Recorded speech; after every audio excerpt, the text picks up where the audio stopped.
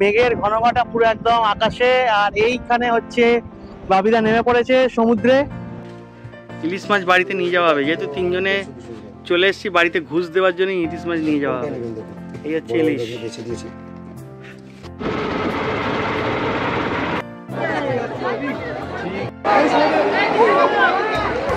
এই হচ্ছে ওল্ড দীঘা।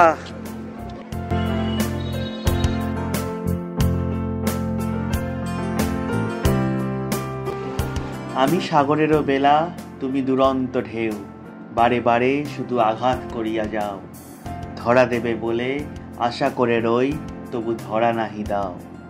সত্যি সমুদ্র দেখলেই যেন একটা আলাদা তড়িৎ বাহিত হয় মনের মধ্যে। চঞ্চল অথচ গভীর এই বিশাল জলরাশির কিনারায় বসে থাকতে আর ঢেউ গুনতে গুনতে কেমন যেন দিব্যি সময় কেটে যায়। অভি ও অভিযাত্রীর এবারের গল্প শুরু হচ্ছে একটু অন্যরকম ভাবে।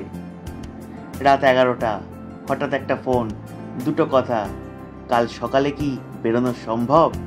উত্তরে হ্যাঁ চলো। তারপর কি হলো সেটা নিয়েই তো আজকের গল্প। দীঘা মন্দারমণির ভিড় এড়িয়ে আমরা তিনজন পৌঁছে যাই তাজপুরে। কিভাবে গেলাম, কোথায় থাকলাম, কি দেখলাম, এই সমস্ত কিছু নিয়ে হাজির হয়েছি আপনাদের সামনে। শুধু একটাই অনুরোধ, ভিডিওটি ভালো লাগলে একটা লাইক দেবেন, কোনো জিজ্ঞাসা থাকলে সেটা কমেন্ট করবেন, আর যদি চ্যানেল নতুন হন তাহলে প্লিজ সাবস্ক্রাইব করবেন। তাহলে দেরি না করে শুরু করা যাক আজকের ব্লগ। সবার আগে আমি অভি, আর সবাইকে জানাই ওয়েলকাম টু মাই চ্যানেল অভি ও অভিজাত। নমস্কার, কেমন আছেন সবাই? আজকে অনেক দিন বাদে আবার এসেছি ভিডিও নিয়ে। আজকে হচ্ছে সোমবার, সপ্তাহের শুরু। যেখানে যাচ্ছি কোনো প্ল্যান নেই, জাস্ট আমাদের কালকে রাত্রিবেলা ঠিক হয়েছে যে কোথাও একটা যেতে হবে, আর তিনজন মিলে বেরিয়ে পড়েছি। এই যে আমার পেছনে আছে বাপিদা আর রবীন জেঠু, তিনজন মিলে যাচ্ছি। আমাদের ট্রেনের টিকিট কেটেছিলাম কালকে রাত্রে দীঘা অবধি, কিন্তু ট্রেন রিস্কিডিউল হয়ে গেছে। এখন সেকেন্ড ব্রিজ টোল ট্যাক্সে দাঁড়িয়ে আছি। এই হচ্ছে সেকেন্ড ব্রিজ টোল ট্যাক্স, এখানে দাঁড়িয়ে আছি। এখন আমরা যা বাস পাবো, দীঘার দিকে হোক যেখানের দিকে হোক, আমরা আগে বেরোবো, তারপর দেখা যাবে। তারপর তো সাথে থাকুন, বহুদিন বাদে ব্লগ নিয়ে আসছি। আর যারা এখনো চ্যানেলটাকে সাবস্ক্রাইব করেননি প্লিজ সাবস্ক্রাইব করে দিন। আর চলো না, উঠে পড়েছি, যাবো তিনজনে। যেটা বোঝো নাকি গো?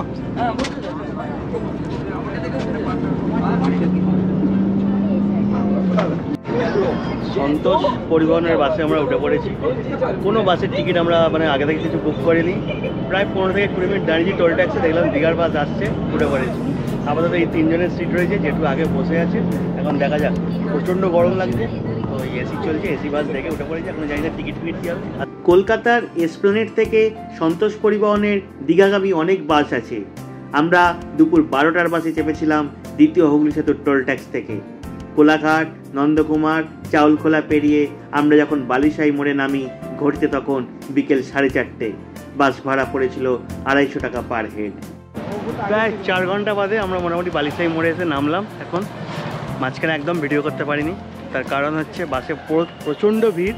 এখন 4:10 বাজে, ঠিকঠাক টাইমিং আছে। এবারে যাব হচ্ছে আমরা অটো ধরবো, অটো ধরে তাজপুরের দিকে যাব। কোনো হোটেল কিছু বুক করা নেই, কোনো সোমবার আছে, সাধারণত উইকেন্ডে এই জায়গাগুলোতে ভিড় থাকে। তো দেখা যাক। যেহেতু আমাদের ওটা ভিডিও দেখে পুরো আমাদের রেট চার্জ দেওয়া আছে। আচ্ছা, আমাদের ইউনিয়ন থেকে ডাইরেক্ট নয়। বালিশাই থেকে অটো নিয়ে নিয়েছি, 200 টাকা লাগবে। এখান থেকে আমাদের পৌঁছে দেবে হোটেলে, তাজপুরের হোটেলে। তো ওইখানে গিয়ে দেখা যাক কোন হোটেল মোটামুটি কি করা যায় না করা যায়। আর যেটা ব্যাপার হচ্ছে, এখানে রেট চার্জ মোটামুটি ফিক্সড, পঞ্চায়েত থেকে একটা রেট চার্জ করে দিয়েছে, সুতরাং দর কষাকষি কোনো জায়গাটা নেই। আমরা বাসে বসেই ঠিক করি যে তাজপুর যাব। আর কলকাতা থেকে বাসে তাজপুর যেতে গেলে নামতে হয় বালিশাই মোড়ে, অর্থাৎ চাউলখোলা পেরিয়েই। আর যদি ট্রেনে কেউ আসতে চান তাহলে নামতে হবে রামগড় স্টেশন, সেখান থেকে অটো করে বালিশাই মোড়। বালিশাই মোড় থেকে তাজপুরের দূরত্ব 6 থেকে 7 কিলোমিটার। যাবার জন্য রয়েছে অটো, যার রেট চার্জ একদম ফিক্সড, কোনো দর কষাকষি করা যায় না। বালিশাই মোড় থেকে তাজপুর বিচের ধারে হোটেল পৌঁছাতে রিজার্ভ অটোর রেট 200 টাকা, শেয়ারে 30 থেকে 40 টাকা পার হেড।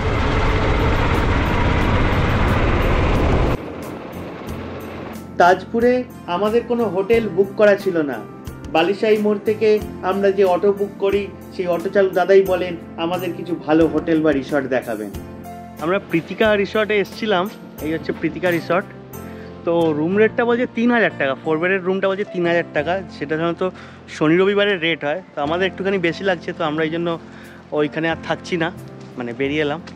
আর ডবল বেডরুম 1600 টাকা বলছে সোমবার মঙ্গলবার হিসেবে। তাহলেও মানে এসি 3000 টাকা অনেকটাই বেশি, মানে এই সময় সোমবারের ডেটে। রুম মোটামুটি বুক করেছি, সেটা হচ্ছে হোটেল শ্রেয়সীতে। এই রাস্তাটা হচ্ছে সোজা চলে যাচ্ছে একদম সি বিচের দিকে, ওখানে বিচ স্যাক্সগুলো আছে। আর এই হচ্ছে আমাদের রিসর্টটা, এখানে হোটেল শ্রেয়সী। সামনে প্রীতিকা ছিল, আরও দু একটা ছিল, কিন্তু রেটগুলো একটু হাই লাগলো, যেগুলো সোম মঙ্গলবারের রেট সাধারণত হওয়া উচিত না। তবে এটাও অনেক পুরনো, আগের বারে আমরা যখন এসেছিলাম তখন ছিলাম সবুজ সৈকতে, আর এইবারে হচ্ছে এই হোটেল শ্রেয়সী। আমরা ওপরে একটা 4 বেডের রুম নিয়েছি, আর জাস্ট ভেতরের প্রেমিসেসটা একবার দেখে নিন। এইটা হচ্ছে রিসেপশন এরিয়া। এখানে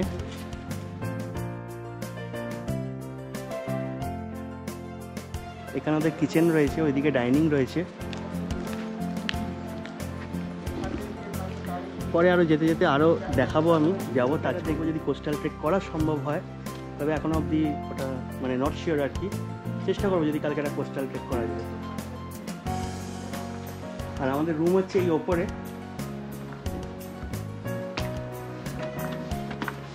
আর এই জায়গাটা থেকে দেখা যাবে হচ্ছে সমুদ্রটা, দেখা যাচ্ছে অল্প, তবে অনেক কিছু স্ট্রাকচার মানে কনস্ট্রাকশন হয়ে গেছে, যার ফলে দেখা যায় না। তবে একটু তো দীঘা মন্দারমণির যে ভিড়টা এখানে একটু নেই, এটা একটু কম আছে। আর এই হচ্ছে ব্যালকনি, আর এই হচ্ছে রুম, 4 বেডের রুম। এদিকে টয়লেট, এদিকে একটা কাবার্ড রয়েছে। শ্রেয়সী রিসর্টের দোতলার এই 4 বেডের রুমের ভাড়া উইকেন্ডে 3000 থেকে 4000 টাকা, যদিও এটা ডিপেন্ড করে সিজনের ওপর। আর আমরা উইকডেজে গিয়ে অনেক দর কষাকষি করে শেষে 2000 টাকায় রাজি করিয়েছিলাম। অনেক ডবল বেডরুমও রয়েছে এই রিসর্টে, যার ভাড়া 1500 থেকে 2500 টাকা। তবে পুরোটাই নির্ভর করে মানুষের ভিড়ের ওপর। তো এখন একটু জাস্ট ফ্রেশ হবো, ফ্রেশ হয়ে একটু চা ফা খাবো, তারপরে একটু সমুদ্রের দিকে যাব। এই হচ্ছে তাজপুর সি বিচ। এইদিকে সানসেট হচ্ছে, কিন্তু মেঘে গাঢ় হয়ে গেছে। আর এই হচ্ছে বিচ স্যাক্সগুলো, মোটামুটি ফাঁকাই পুরো। সোমবার তো, সোমবার একদম মানে লোকজন নেই বললেই চলে, হোটেল ফাঁকা, বিচ স্যাক্সগুলো ফাঁকা। এই হচ্ছে সব বিচ স্যাক্স।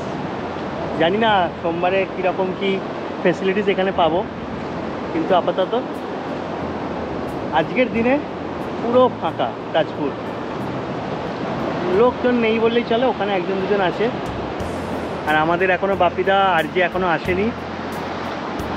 তবে এই দিকের বিচ স্যাক্সগুলো নতুন হয়েছে, এই রাস্তাটা দিয়েই আমরা যাতায়াত করেছিলাম এর আগের বারে যখন এসেছিলাম। তবে এই দিকেরগুলো ছিল না, আর একটু দূরে দূরে সব বিচ স্যাক্সগুলো ছিল। আর বলে যে জোয়ার আসছে, মানে এবার আসার দিকে আছে, ওই জন্য আস্তে আস্তে জল মানে বাড়ছে, স্যাক্সের কাছে এখন জল চলে আসে।